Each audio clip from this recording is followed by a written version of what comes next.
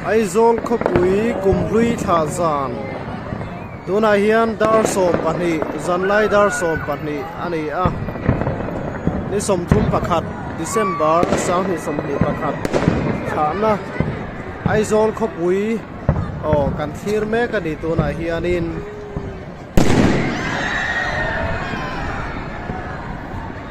Aizawl Khawpui kan thlir mek ka Kumhlui kan tha kumthar kan muak mek ani kumdanga in ahal hian tam lawa awmle sarkar lai puinan khap viau na chungin an la hal na sahle ani hei kumdang ang em ni lo ma sela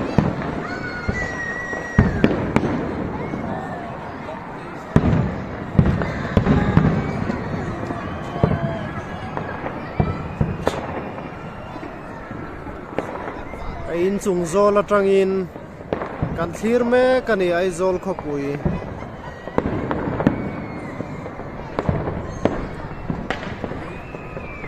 bong kon lamte dur tlang lamte jama bok lamte tin lai pui tlang lamte zar kot phai dor pui saron ti phai zong zong kha ani a hei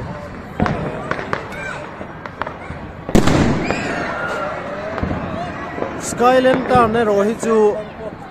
an hal mu tur ala ommi alawani hal puale hal mo rocket tangchi kha chu an hal na sakhop mai kan muang hianin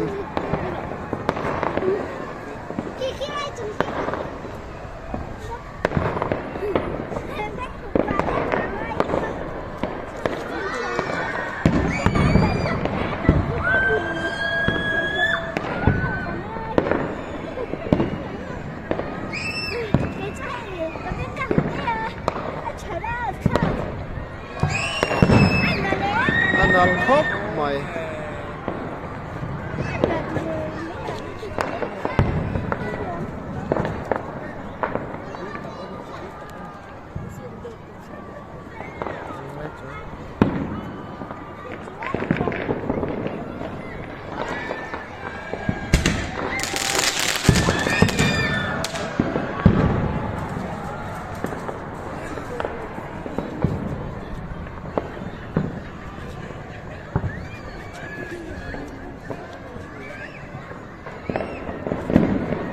veng tin deuh thaw hianin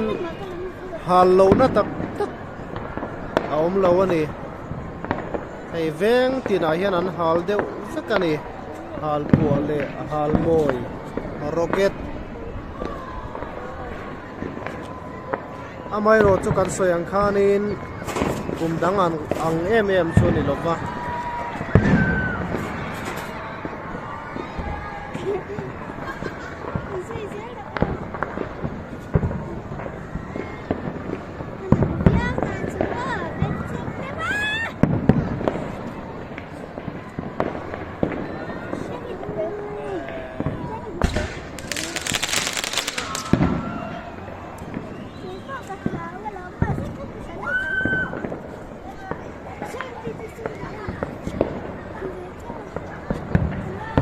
Kumhlui kan thla mek ani kumthar kan chuang kai chho tan mek bawka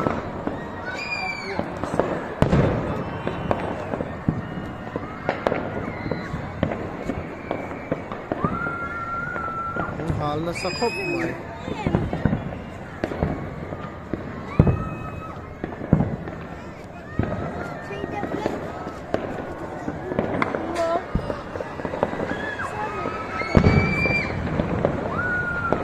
dor pui le zar kot lampang te phei chu puak na sakhop mai